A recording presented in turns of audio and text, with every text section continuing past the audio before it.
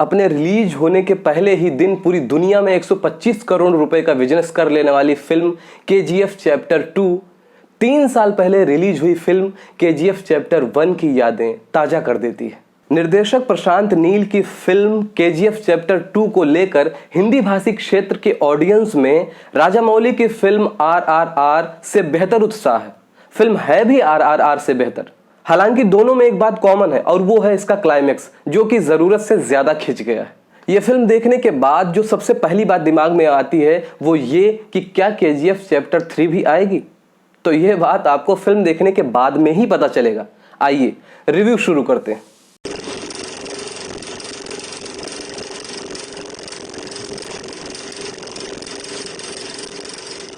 KGF chapter 2 और KGF chapter 1 दोनों को लिखा है इन्होंने, और मजे की बात यह है कि यह बहुत तोप चीज है भाई, क्योंकि इन्होंने ही इस फिल्म को डायरेक्ट भी किया है। तो आइए बात शुरू करते हैं कि इन्होंने क्या लिखा है, यानी फिल्म के स्टोरी की।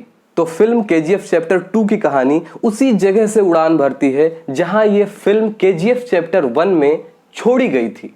नाराची में राजा कृष्णप्पा उर्फ रॉकी भाई ने गरुड़ा को मारकर पूरे सोने की खदान पर कब्जा कर लिया है। फिल्म की शुरुआत आनंद इंगलामी के बेटे विजेंद्र इंगलामी से होती है, जिन्होंने कथाकार के रूप में पदभार संभाला है। लोगों को बंधुआ मजदूरी से निकालकर रॉकी ने केजीएफ के लोगों का दिल जीत लिया है। अब उसके सपने पहले से बड़े हो गए हैं। एक अंग्रेज के पूछने पर कि तुम क्या करते हो, पर रॉकी भाई जवाब देते हैं कि मैं भारत का CEO हूं।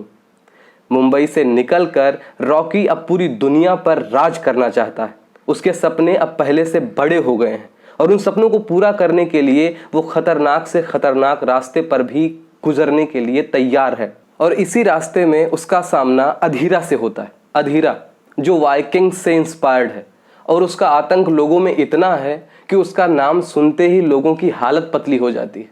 और अब अधीरा केजीएफ वापस चाहता है। साथ ही प्रधानमंत्री रमिका सेन की भी एंट्री हो गई कहानी में, वो भी रॉकी भाई को हटाना चाहती है। तो ये सारे दुश्मन मिलकर रॉकी का कुछ कर पाएंगे या नहीं, इसके लिए आपको पूरी फिल्म देखनी पड़ेगी। फिल्म में रॉकी का इमोशनल पक्ष भी दिखाया गया है, जिसमें कहने भर के लिए ही पर थोड़ा मोड़ा प्रेम प्रसंग भी है। साथ ही साथ रॉकी के पिछले जीवन की भी कुछ झलकियां दिखाई गई हैं, जिससे ये पता चलता है कि रॉकी के अंदर ये महत्वाकांक्षा, ये सब कुछ पा लेने की इच्छा जागी कहाँ से।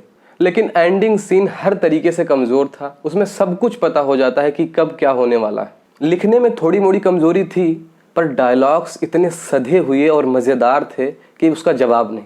इन्होंने उस समय की फिल्म में आज के दौर का जो समय है उसको इतने आसानी से पिरोया था कि उसका जवाब नहीं।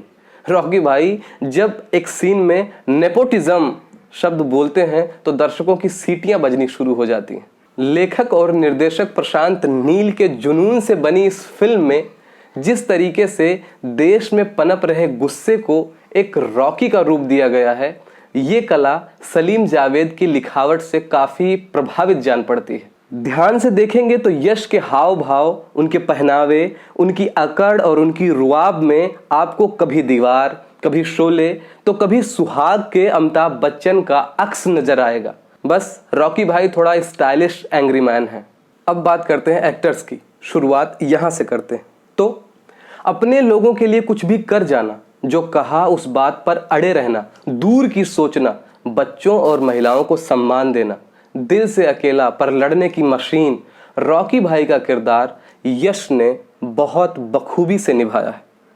एक दो सीन में तो एकदम से मजा आ गया है। बस मुझे एक ही बात से दिक्कत लगी है कि इन्होंने अमिताभ बच्चन टाइप का रुआब मेंटेन रखा है। अधीरा के रोल में संजय दत्त, अरे आओ भाई, ये बहुत मजा दे नहीं पाए।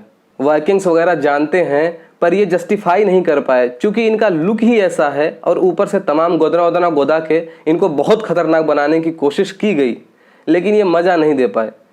बहुत ढीले पड़ गए ये रॉकी भाई के सामने। मुझे लगा था जब ये पर्दे पर आएंगे तो सीटी वगैरह बजाया जाएगा, पर इन्होंने ये मौका हमसे छीन लिया। इन्होंने कुछ अच्छा काम किया, पर एक बात मुझे समझ में नहीं आई कि ये इस फिल्म में हमेशा इतने गुस्से में क्यों रहती है। इनका चरित्र उतना घातक है नहीं जितना इन्होंने दिखाया है। जो भी हो, अरण्यक में किए गए काम से इन्होंने बहुत अच्छा काम किया है, मजा आया। और ये हैं श्रीनिधि शेट्टी।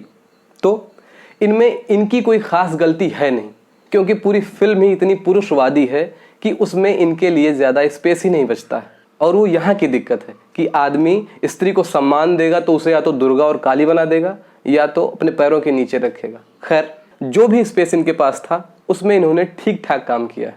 और अब इनके बारे में क्या कहना। कथाकार विजेंद्र इंगलामी के रूप में इन्होंने बहुत सधा और खूबसूरत अभिनय किया है। बाकी पूरी फिल्म में सब लोगों ने, जिसका जितना हिस्सा था, सब लोगों ने बखूबी से अभिनय किया है। अब बात करते हैं सुगम संगीत की।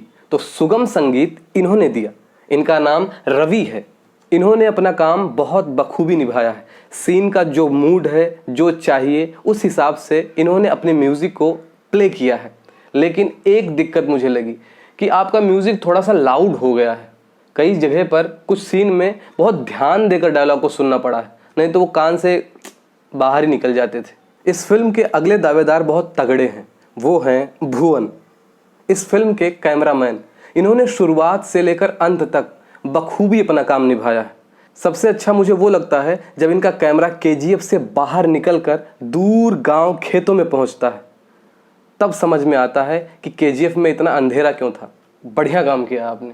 तो अब बात करते हैं कि ये फिल्म कौन देखे और कौन ना देखे। तो ये एक विशुद्ध मसाला फिल्म है। कहानी बहुत हिंसक है, किरदार बातचीत कम करते हैं, अस्त्र शस्त्र ज्यादा चलाते हैं। ठेठ मुंबईया फिल्मों के मसालों को मिस करने वाले हिंदी सिनेमा के दर्शकों को ये फिल्म खूब पसंद आ सकती है।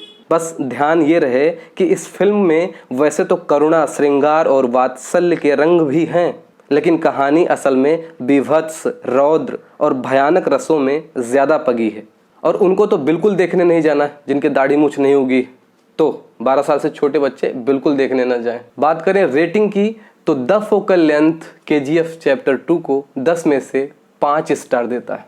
मैंने अपना काम कर दिया, अब आपका काम है। इस वीडियो को लाइक कीजिए, शेयर कीजिए, सब्सक्राइब कर लीजिए ताकि आने वाली और वीडियो आपको आसानी से मिल सके। आखिरी बात, कमेंट बॉक्स में जा करके ये जरूर लिखिए कि अगला रिव्यू किस फिल्म का करूं। धन्यवाद।